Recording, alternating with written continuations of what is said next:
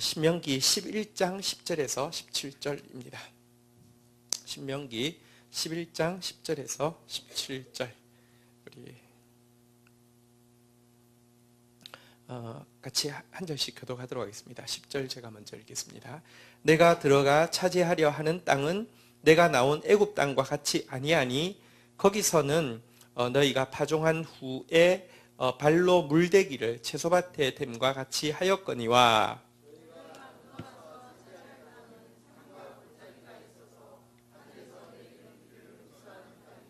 내 하나님 여호와께서 돌보아 주시는 땅이라. 연초부터 연말까지 내 하나님 여호와의 눈이 항상 그 위에 있느니라.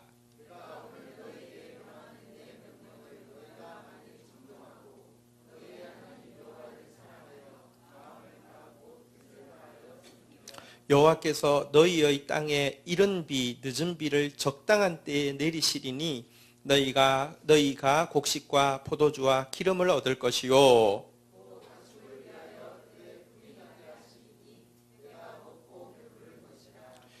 너희는 스스로 삼가라. 두렵건대 마음이 미혹하여 돌이켜 다른 신들을 섬기며 그것들에게 절함으로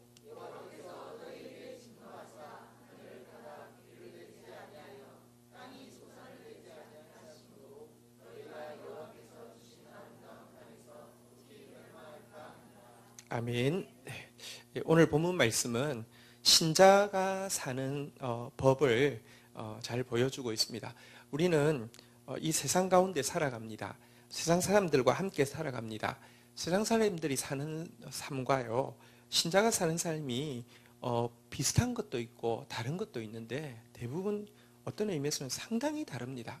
요즘 자기개발서들이 많이 나올 뿐 아니라 자기 개발과 관련된 강연들이 유명한 강연들, 좋은 강연들이 많습니다. 들어보면 다 도움됩니다. 다 맞는 말 같습니다. 그런데요, 여러분, 그것은 세상 사람들이 사는 방법이고요. 우리가 일반 헌종적인 면에서 통할 수 있지만 사실은 신자가 사는 방법은 너무 많이 다릅니다. 오늘 내용은 뭐냐고 하면 가나안 땅과 애굽 땅이 얼마나 다른지를 보여주면서 가나안 땅에서 사는 방식으로는 애굽 땅에서 사는 방식으로는 가나안 땅에서 살 수 없고 가나안 땅에서 사는 방식은 애굽 땅과 전혀 다르다는 것을 이야기하고 있는데요. 우리가 세상을 살아가지만 우리는 구별된 하나님의 백성입니다. 가나안 백성, 천국 백성입니다. 오늘 삶을 통해서 우리가 정말 천국 백성으로 살아가고 있는지 점검하는 시간 되었으면 좋겠습니다. 10절 우리 먼저 읽고 시작하도록 하겠습니다. 10절 같이 읽겠습니다. 시작. 내가 들어가 차지하려는 땅은 내가 나온 애굽 땅과 같이 아니하니 거기에서는 너희가 파종한 후에 발로 물대기를 채소밭에 댐과 같이 하였거니와. 모세는 이제 가나안 땅에 들어가기 바로 코앞에 있는 출애굽 2세대들에게 이야기합니다. 출애굽 2세대들이 이제 가나안 땅 들어가면 어떻게 사는지 되게 궁금합니다. 일단 광야에서는요, 아무것도 사실 씨를 뿌렸습니까? 추수를 했습니까? 솔직히 광야에서는 볼 것도 아무것도 없습니다. 광야, 미드바르라는 단어는요, 나바르, 말씀이라는 단어하고 어원이 같은데요. 말씀 외에는 보이는 것도 들리는 것도 아무것도 없는 광야 시간을 지나게 했습니다. 자, 그런데 이제 가나안 땅은 어떤 땅일까? 상상이 잘 안 됩니다. 그나마 상상할 수 있는 것은 애굽 땅밖에 없습니다. 그런데 지금 이제 너희가 들어가려는 땅은 애굽 땅하고 전혀 다른 곳이야를 이야기하고 있는 것입니다. 애굽 땅의 방식으로 씨 뿌리고 거두는 곳이 아니야라고 이야기하고 있는데요. 애굽 땅과 가나안 땅이 무엇이 다른지 여기 나온 단어를 중심으로 조금 이제 설명을 하면요. 애굽 땅을 가장 잘 소개할 수 있는 단어, 애굽 땅에서 제일 중요한 단어는 세 단어인데요. 한번 따라해 보겠습니다. 나일, 첫 번째고요. 두 번째가 수차, 세 번째가요, 범람. 이 세 가지가 애굽을 가장 잘 설명하고 있습니다. 세계에서 제일 긴 강은 무엇일까요? 예, 나일강. 예. 네. 저희 지금 우리 배준도사님이 장신대학원에서 MA를 하고 계신데요. 학교에 이제 개강을 해서 조직신학 교수님이 질문을 했대요. 여러분, 내일 지구의 종말이 와도 오늘 나는 사과나무 한 그루를 심겠다. 누가 말한 줄 아십니까? 하니까 전부 다 뭐라고 하냐고 하면 전부 다 스피노자라고 하는데 혼자서 마틴 루터라고 해가지고 아주 그냥 사람들이 전부 다 보고 와, 저 사람 뭐야 이렇게 했대요. 우리는 다 알잖아요, 그죠? 설교 시간에 나온 이야기였어요. 자, 다시 근데 이건 그죠? 그냥 특별한 건 아니다, 그죠? 다시 세계에서 제일 긴 강이 뭐라고요? 예, 나일강. 예, 나일강. 애굽에서 나일강은 정말 중요합니다. 그래서 애굽에서 나일강은 신의 위치를 점하고 있습니다. 그렇겠죠, 그죠? 나일강 세계에서 제일 긴 강이고요. 나일강이 애굽의 젖줄이고요. 나일강이 애굽의 사실 전부입니다. 신의 위치입니다.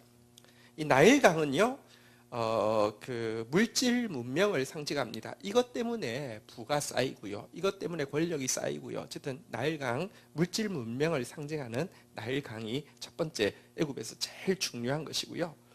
두 번째는 여러분 여기 나일강에 있는 물을 내 밭으로 드리기 위해서는 뭐가 필요하냐고 하면 수차가 필요한 것입니다. 여기 보니까 내가 나온 애굽 땅과 같지 아니하니 하면서 애굽 땅은 거기서는 너희가 파종한 후에 발로 물대기를 채소밭에 됨과 같이 하는 뭐냐고 하면 씨를 뿌리고 나면 뭐 하냐고 하면 나일강으로부터 연결된 이제 그 수로에 있는 수차를 발로 이렇게 막 자전거 타듯이 이렇게 하는 거예요. 그러면 헬스도 되고 좋겠죠, 그죠? 막 이렇게 하면은 물이 이제 쭉 들어와가지고 이렇게 물이 들어가게 된다 이런 것입니다. 수차는 무엇을 상징하냐고 하면 자기 노력을 상징하겠죠. 애굽에서 제일 중요한 두 단어는 나일, 수차. 다시 말하면 물질과 또 그 물질을 얻기 위한 자기 노력입니다. 이것은 애굽은 세상을 상징하는 전형적인 단어잖아요. 세상에서 제일 중요한 게 뭡니까? 세상의 신이 뭡니까? 돈입니다. 생각해보면 진짜 참 이해가 안 됩니다.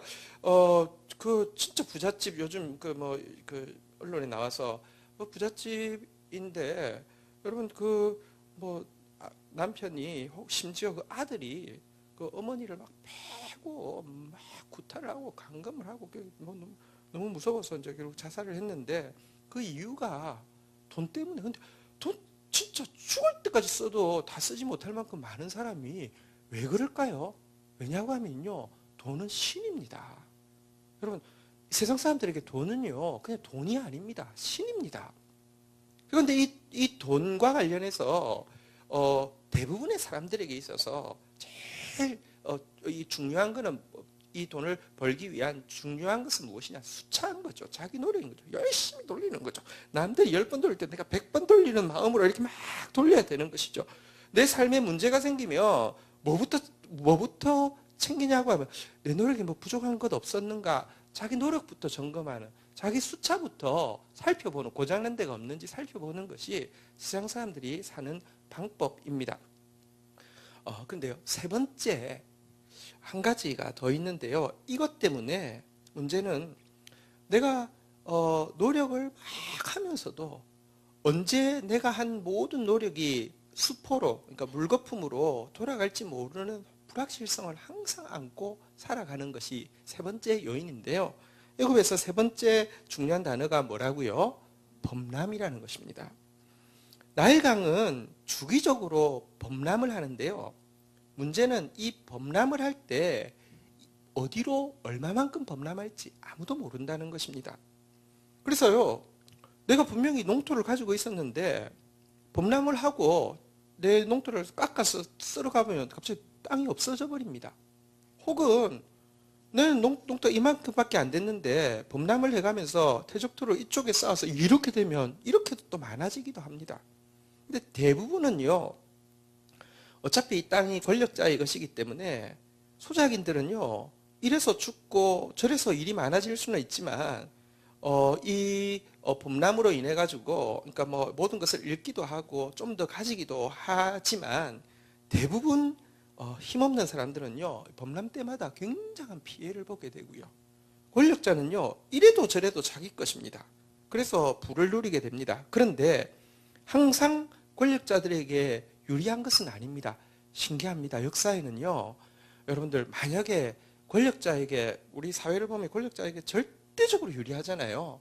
그런데 이게 누적되어서 지금까지 왔다고 하면요, 지금 우리 사는 정도 시대는요, 빈부격차가 아니라 이미 가난한 사람 다 죽었어야 했어요. 주기적으로 하나님께서 섭리하시는데, 여러분들 이집트가 왕조가 그 강한 나라지만 왕조가 여러 번 바뀌었습니다. 왕조가 바뀌는데 핵심이 뭔지 아십니까? 범람입니다. 범람을 하는데 여러분 수도 쪽으로 퇴적토가 많이 쌓이게 되는 범람은 좋죠. 이제 용도가 더 넓어지고 이렇게 하니까. 근데 가끔요, 강 방향이 수도로부터 아예 멀어져 가지고 수도구시를 못하게 되는 경우가 있습니다. 이러면 왕조가 망해버리는 겁니다. 어쨌든 이 범람, 다시 말하면 내 힘으로 어떻게 할 수 없는 그것이 상황의 위기가 될 수도 있고 요행이 될 수도 있고 완전 대박이 될 수도 있고 쪽박이 될 수도 있는 이 일이요, 내 불확실하게 불가항력적으로 찾아온다는 것입니다. 이것 때문에 두려워하고요, 혹은 또 이것 때문에 또 대박이 나가지고요, 요행 때문에 막 교만해지는 것, 이것이 세상 사람들이 살아가는 방법입니다. 생각해보면 정말 애굽의 이 3대 조건은요, 이 세상을 잘 보여줍니다. 물질이 신이죠. 자기 노력으로 살아가는데요, 노력해도 안 될 때도 있고요, 별로 노력 안 했는데요, 완전 대박 날 때도 있습니다. 그래서 막 두려워하기도 하면서도 또 막 교만해지기도 하고요, 막 이것이 막 설켜서 살아가는 것이 애굽 땅에서 살아가는 방법입니다. 자, 그런데 하나님께서는 너희가 차지하려 하는 땅은 애굽 땅과 같이 않다는 것입니다.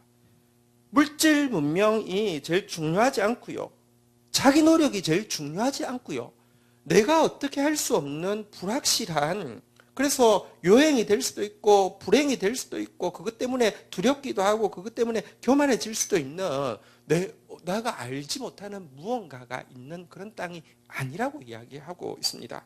그 땅은 어떤 땅이냐? 우리 11절 한번 보도록 하겠습니다.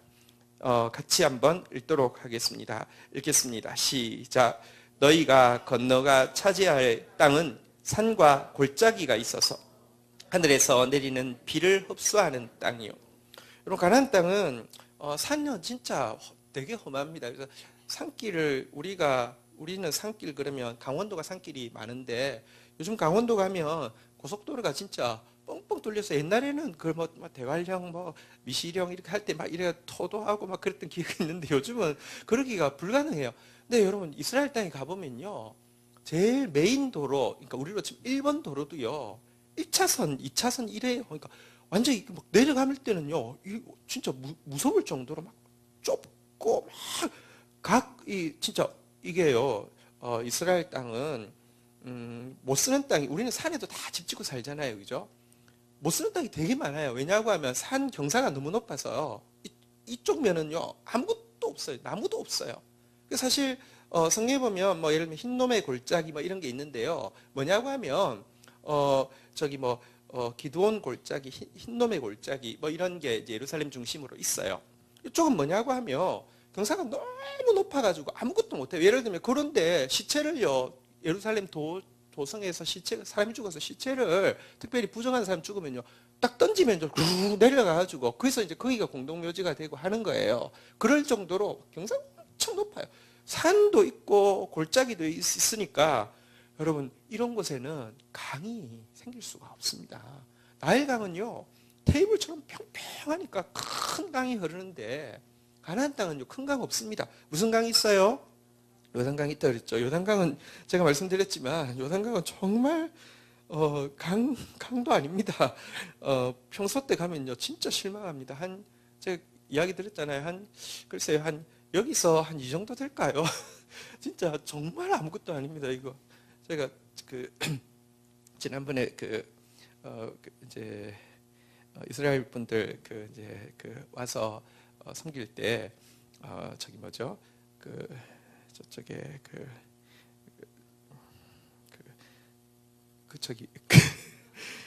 제가요 무엇입니까? 그 저기 딸기야 헤이리에 가서 저기 그냥 조경해 놓은 매 있잖아요. 그거 지나갈 때 요단강이라 빵 터져가지고 전부 다 막 웃었습니다. 왜냐하면 한강 보다가 오면서 이런 게 강이라고 딱 제가 좀 폼을 잡았거든요. 그 사람들도 막 웃었거든요. 왜냐하면 진짜 자기들은 어릴 때부터 요단강이 강이라고 부르니까 영어로 리버라고 부르니까 리버라는 건 다 그런 줄 알았대요. 그러다가 자기가 이제 프랑스 유학 가가지고 프랑스 유학 가면 세느강 있잖아요. 세느강도 우리 한강보다 가면 진짜 강도 아니거든요. 저기 청계천은 아니고 보통 이제 뭐 중랑천 뭐 이런 정도잖아요. 그런데 뭐 자기는 강이 전부 다 이런 건 줄 알았다고 이렇게 하는데 한강 보여주고 나서 제가 얼마나 폼 잡다가 그다음에 회의리 가서 이 조그마한 조경대 있는 곳에서 요단강 봤다니까 얼마나 웃었는지 몰라요. 진짜 그러니까 여러분 산이 너무 높고 골골이 깊고 막 이러다 보니까요 큰 강이 형성될 수가 없습니다. 나일강이 아예 없는 곳입니다. 요단강은 강도 아닙니다. 자, 그런데 이곳은요 대신에 강이 없는 대신에 뭘 할 수 있는 땅이라고요? 한번 따라하겠습니다. 비를 흡수할 수 있는 땅. 여러분 나일강은요 테이블처럼 평평해가지고요 이렇게 그냥 쭉 이렇게 그 자리에 그러니까 뭐 강은 좀 있으니까요 강 쪽으로 다 모여 있지. 그래서 사실은 강 있는 곳을 제외하면 대부분 사막 지역입니다. 그런데 이 요단강 그러니까 이스라엘 땅은요 이 나일강이 없지만 비를 흡수할 수 있는 땅이다라고 이야기하면서 전혀 다른 지형의 땅인 것을 이야기합니다. 특별히 12절 같이 한번 보도록 하겠습니다. 같이 한번 읽겠습니다. 시작. 내 하나님 여호와께서 돌보아 주시는 땅이라. 연초부터 연말까지 내 하나님 여호와의 눈이 항상 그 위에 있느니라. 자, 가나안 땅을 잘 설명하는 신자의 삶을 잘 설명하는 세 가지 키워드를 말씀드리겠습니다. 첫 번째 키워드는요. 한번 따라하겠습니다. 하나님. 가나안 땅에서 제일 중요한 것은 하나님이십니다. 하나님이 여러분 이집트 땅에서 제일 중요한 건 아까 나일강이라고 그랬죠. 그죠? 나일강은 이집트의 신입니다. 가나안 땅의 신은 하나님이시죠. 하나님이 연초부터 연말까지 하나님의 눈이 보고 좌지우지하고 주관하시고 결정하시는 곳입니다. 하나님이신 곳이 가나안 땅입니다. 모든 것이 하나님, 연초부터 연말까지 처음부터 끝까지 시작부터 나중까지 알파와 오메가가 모든 것이 하나님인 땅이 가나안 땅입니다. 여러분들 돈과 하나님을 겸하여 섬길 수 없습니다. 돈은 애굽에서 제일 중요한 것이라고 하면 여러분 신자의 삶에서 제일 우선되어지는 최고 중요한 분은 하나님이십니다. 이게 신자의 삶입니다. 두 번째 신자의 삶에서는요. 한번 따라하겠습니다. 은혜. 가나안 땅에서 애굽 땅에서는 아까 말씀드린 대로 수차가 이 물질 문명과 관련해 가지고 내가 할 수 있는 자기 노력이 제일 중요한 것이었다고 하면요. 가나안 땅은요. 은혜가 제일 중요합니다. 물을 그렇게 끌어오는 게 아니라 비가 내리며 받아들이는 것입니다. 은혜를 받기 위해서는요. 여러분들 낮아진 마음, 겸손한 마음이 있어야지만 은혜를 받을 수 있죠. 사실 이 가나안 땅 생활에서 제일 중요한 것은 은혜고, 비라는 것은 은혜를 상징하는 거잖아요. 그리고 은혜를 흡수할 수 있는 제일 중요한 마음가짐은 겸손이고요. 조금 더 보도록 하겠습니다. 13절 한번 보도록 하겠습니다. 13절, 14절, 15절 교독을 하겠습니다. 내가 오늘 너희에게 명하는 내 명령을 너희가 만일 청종하고 너희 하나님 여호와를 사랑하여 마음을 다하고 뜻을 다하여 섬기면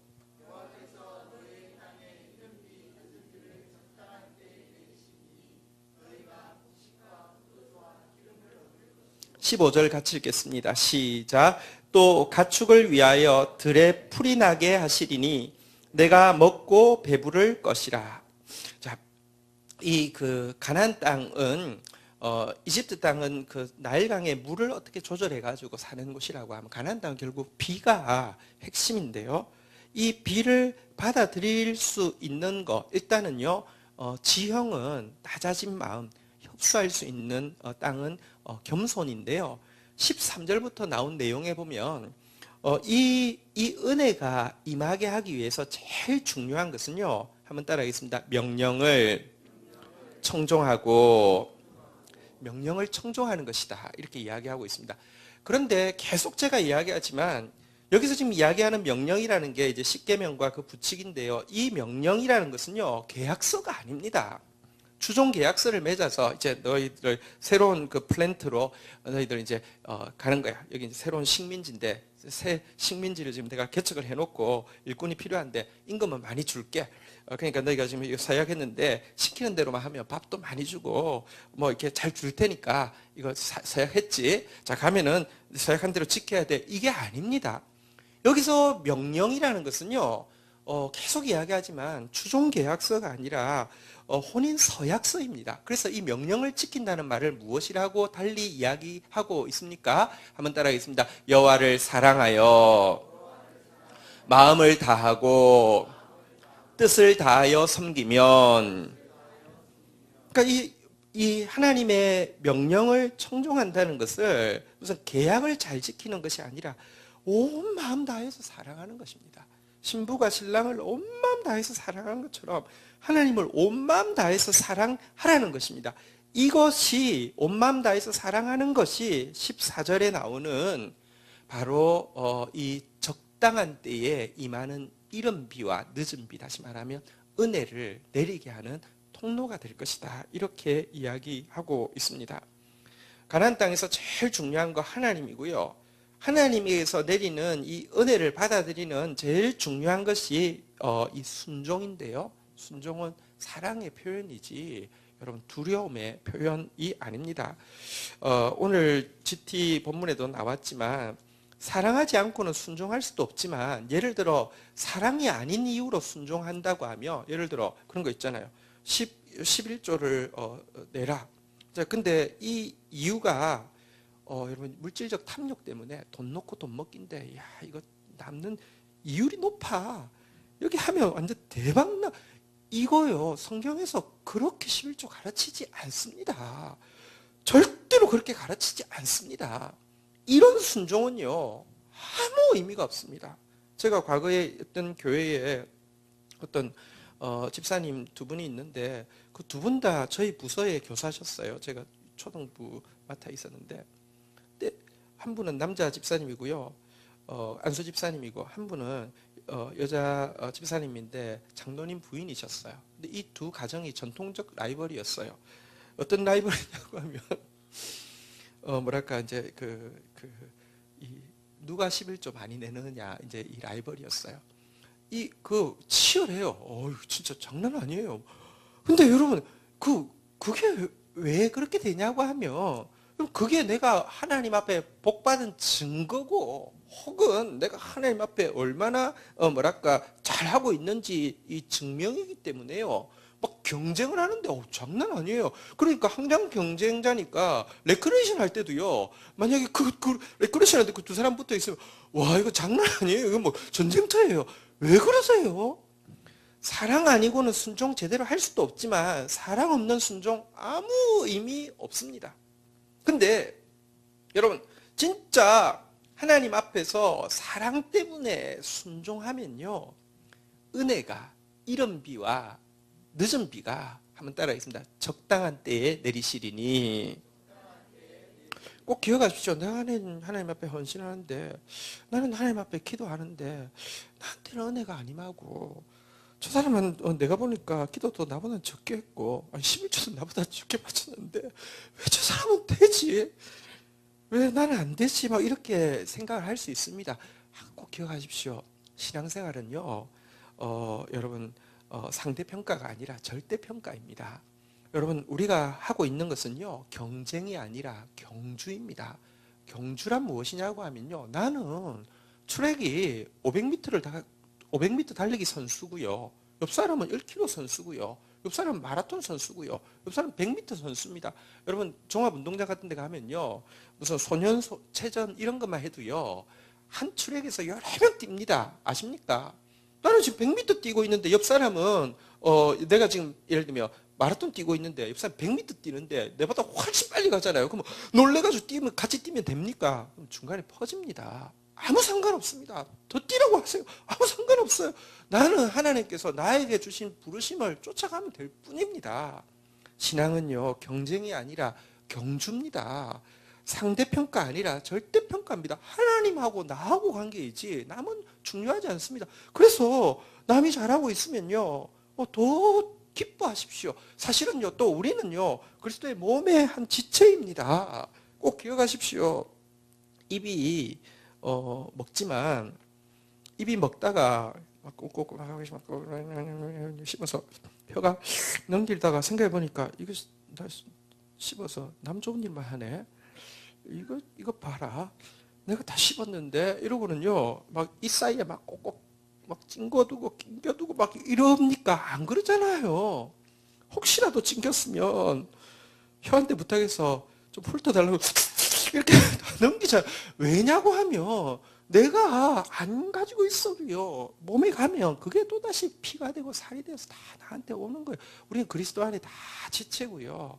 하나님의 부르심 앞에서 그냥 가는 거예요. 어쨌든요 이 하나님의 명령을 순종하는 것, 그리고 또 이 명령 순종을 다시 이야기합니다. 무슨 뭐 내가 자랑하기 위함도 아니고요. 내가 공포에 막 두려워서 하는 것도 아니고요. 사랑의 표현으로 순종하면 은혜가 임하는데 각자에게 은혜가 임하는 때는 다릅니다. 그런데요, 여러분 하나님이 적당한 때라고 하는 때가 제일 좋습니다. 하나님 한번 따라하겠습니다. 하나님 적당한 때에 은혜를 주셔서 감사합니다. 여러분 내 때에 은혜 받으면 큰일 납니다. 하나님 때에 은혜 받아야지 두고두고 좋습니다. 어쨌든 적당한 때에 은혜를 주신다라고 이야기하고 있는데요. 다시 이야기합니다. 가나안에서 제일 중요한 거 하나님입니다. 연초부터 연말까지 모든 것에 모든 것. 주 외에는 주밖에는 없습니다. 그런데 그분이 주시는 이 이른 비, 늦은 비, 이 은혜는요. 말씀 순종을 통하여서만 임하고요. 또 이 말씀 순종, 사랑하는 마음으로 말씀 순종할 때 그리스도인에게 나타나는 가장 전형적인 자세가 겸손입니다. 우리는 고멜과 같은 사람들인데 선택받은 것이지 내가 미스 코리아 대회 해가지고 1등 해가지고요 잘난 체 하려고 샤랄라 해서 선택받은 거 아닙니다. 정말 사랑하면 사랑할수록 더 겸손해지는 것이 그리스도인의 모습이고, 그래야지 은혜도 임하고, 그래야지 은혜로 받은 거 은혜롭게 나눠줄 수 있는 것입니다. 은혜, 이것이 그 가나안 땅의 백성에게 제일 중요한 키워드입니다. 어쨌든 여러분 애굽 사람들은요 문제가 생기면 수차를 점검하는데요, 가나안 백성은요 문제가 생기면 은혜를 점검해야 합니다. 은혜가 임하고 있는지, 은혜가 임하는 것을 막고 있는 내가 말씀 순종하지 못하는 부분은 무엇인지, 그리고 하나님께서 주신 은혜를 쏟아버리는 교만은 무엇인지 살피는 것, 이것이 신자의 삶입니다. 한 가지 더, 그래서 여러분 근데 은혜가 임하면요 여기 보니까요 곡식, 포도주, 기름을 얻을 것이다 이렇게 이야기하고 있고요. 그 다음에 15절도 한번 보도록 하겠는데요. 곡식, 포도주, 기름뿐 아니라 가축을 위해서 들에 풀이 나게 하신다 그랬는데요. 그래서 이 가축들이 살찌고 그래서 너가 먹고 배부를 것이다 그랬는데요. 한번 보십시다. 여러분 곡식이 많을까요? 들에 풀이 많을까요? 비교도 할 수 없이 들에 풀이 많습니다. 곡식은 내가 키워서 내 사이즈 이제 막 이렇게 내 밭이 있잖아요. 내가 막 이렇게 내 천평 밭이 막 이렇게 보이는 것인데요. 사실은요 내 눈에 보이지 않는데 풀은 훨씬 더 많습니다. 지금 봄이 와서 난립니다. 여러분 한번 우리 저기 사무실에 조그만 밭에도요 지금 쑥쑥쑥 뭐가 많이 올라옵니다. 하나님께서 사실은요 조금만 눈을 열어서 보십시오. 하나님의 은혜는 넘치고 있습니다. 그런데요 14절에 보니까 하나님께서 주신 세 가지가, 은혜로 말미암아 주신 세 가지가 한번 따라하겠습니다. 곡식, 포도주, 기름. 자, 근데 이 곡식, 포도주, 기름이 뭐냐고 하면요, 우리가 하나님께 예배 드릴 때 3대 이제 제물을 바칠 때, 소제를 바칠 때 이 세 가지가 뭐냐고 하면 곡식, 포도주, 기름입니다. 사실은 하나님께 주신 거 하나님 예배하는데 하나님께 감사하는데 써야 된다는 것을 어쨌든 보여주는데요. 어쨌든 은혜가 풍성하게 내가 청량할 수 있는 거하고 비교할 수 없이 온 들판에 있는 짐승들 하나하나에까지 넉넉하게 나 때문에 말씀 순종할 때 은혜가 임한다, 이렇게 이야기하고 있고요. 가나안 땅에서 또 세 번째 중요한 거가 이어지는 16절부터 나옵니다. 한번 보겠습니다. 16절, 17절 한번 교독하겠는데요. 너희는 스스로 삼가라. 두렵건대 마음에 미혹하여 돌이켜 다른 신들을 섬기며 그것들에게 절함으로. 17절 읽도록 하겠습니다. 시작.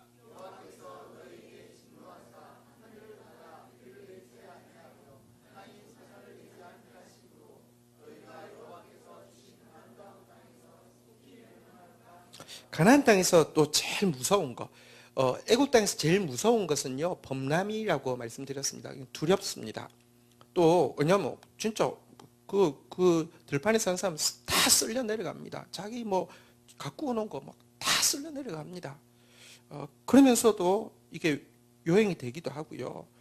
근데 그렇지만 어쨌거나 막 이 불확실하고 하기 때문에 뭐 이것 때문에 막 두려워 떨기도 하고 이것 때문에 막 교만해지기도 하지만 어쨌든 이게 제일 무서운 거라고 하면, 가나안 땅에서 제일 무서운 것은 무엇이냐고 하면 한번 따라하겠습니다. 가뭄. 가뭄 들면 대책이 없습니다. 한번 보십시오. 가나안 땅에는 나일강이 있습니까? 없습니까? 없습니다. 가뭄 들면 그나마 있던 요단강도요, 아예 하나도 없어질걸요? 가뭄 들면요, 여러분, 가나안 이집트 땅에는 수차 있잖아요. 물이 없으면 막 내가 막 이거 하고 있으면 뭐 솔직히 별로 없어도요, 사람들 해도 안 돼도요, 하고 있는 것에 감동받아서 하고 있는 사람들이 많거든요. 근데 여기는 돌릴 수차도 없어요. 그러니 가뭄 들면 끝장입니다. 그래서 여기 보니까요, 한번 따라하겠습니다. 아름다운 땅에서 속히 멸망할까 하노라.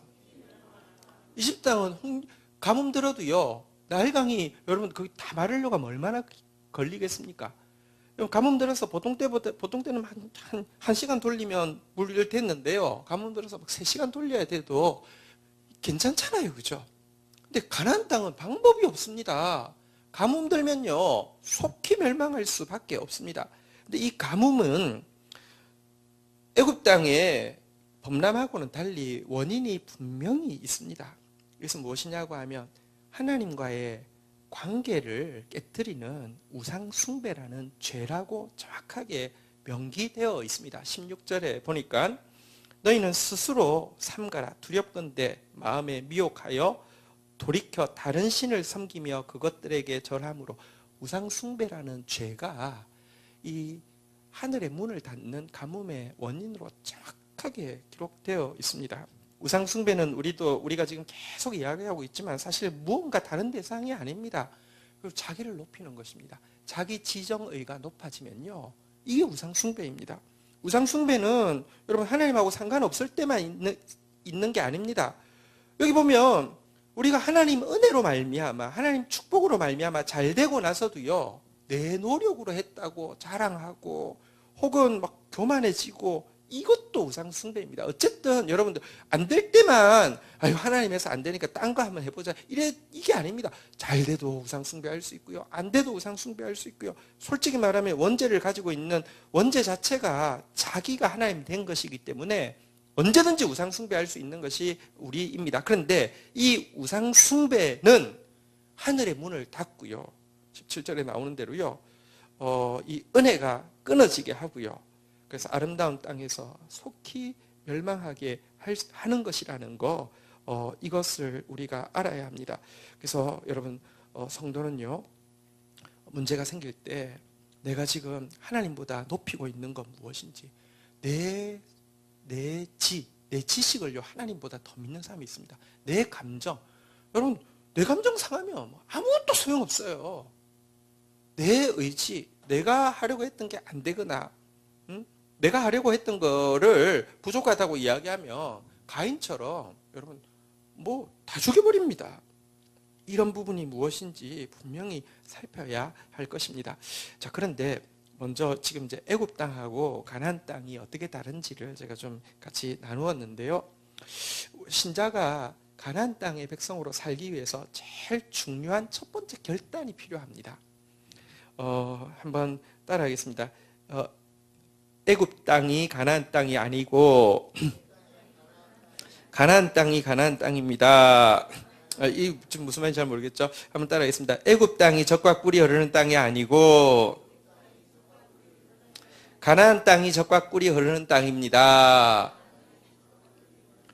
이거를 분명히 해야 합니다. 광야 40년 동안 이스라엘 백성들이 제일 많이 했던 말 중에 하나가 뭔지 아십니까?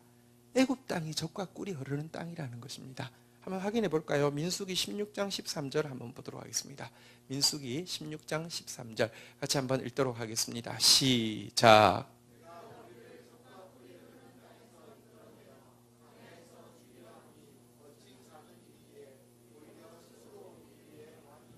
이스라엘 백성들 그 문제 있을 때마다 원망하는데 네가 우리를 젖과 꿀이 흐르는 땅에서 이끌어내어 광야에서 죽이려 함이 어찌 작은 일이냐라고 이야기하는데 여기서 말하는 젖과 꿀이 흐르는 땅이 뭡니까? 애굽 땅이잖아요. 여러분 애굽을 자꾸 끝까지 젖과 꿀이 흐르는 땅이라고 생각하려고 하는 이 기질이 우리 속에 있습니다. 이 기질이 있고는요 가나안의 삶에 적응을 못합니다. 가나안의 삶에 적응을 해야지 여러분 이곳이 행복해집니다. 신자들이요 분명히 신자인데 신앙생활에 잘 적응을 못하는 경우가 많이 있습니다. 왜냐고 하면 그떡하면 가나안 애굽 땅을 막 회상하고 애굽 땅을 막 이렇게 막 뭐랄까요 향수를 느끼고 하기 때문입니다. 생각해 보면 물질이 너무 좋고요.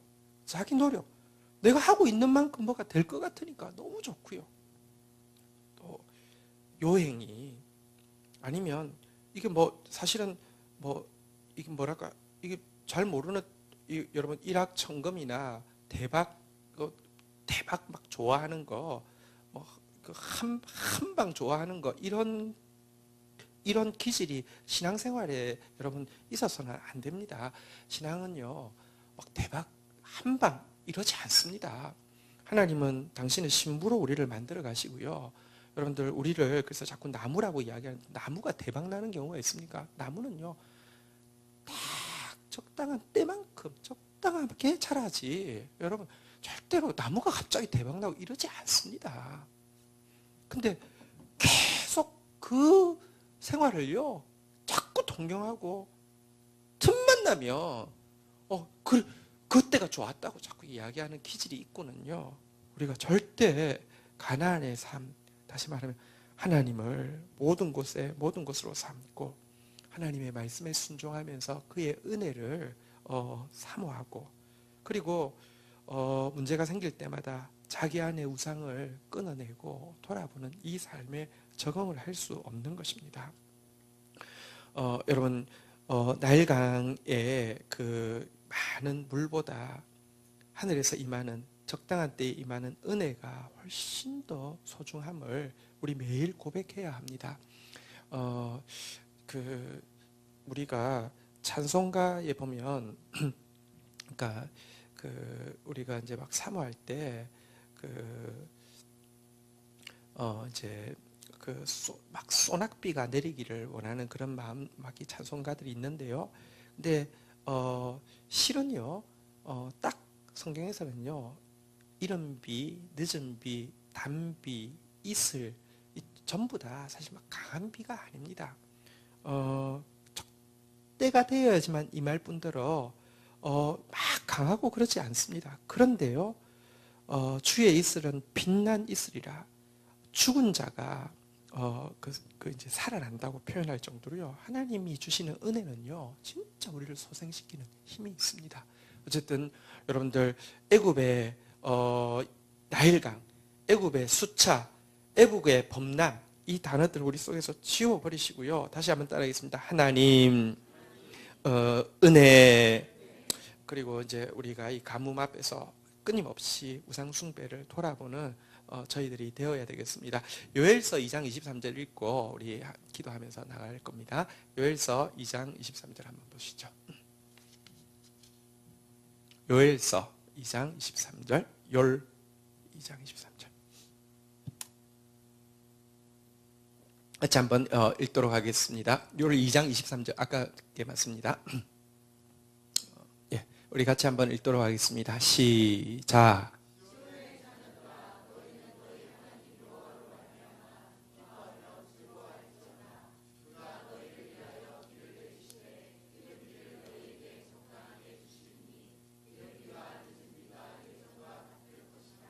자, 여기 보면 우리 이제 하나님 나라 백성, 가나안 백성, 시온의 자녀들에게 이렇게 부탁하고 있습니다. 한번 따라하겠습니다. 너희 하나님 여호와로 말미암아 기뻐하며 너무 길다 그죠? 한번 따라하겠습니다. 너희 하나님 여호와로 말미암아 제일 중요한 게 하나님이라고 그랬죠. 초부터 새말까지 한번 따라하겠습니다. 기뻐하며 즐거워할지어다. 아무것도 없어도 괜찮습니다.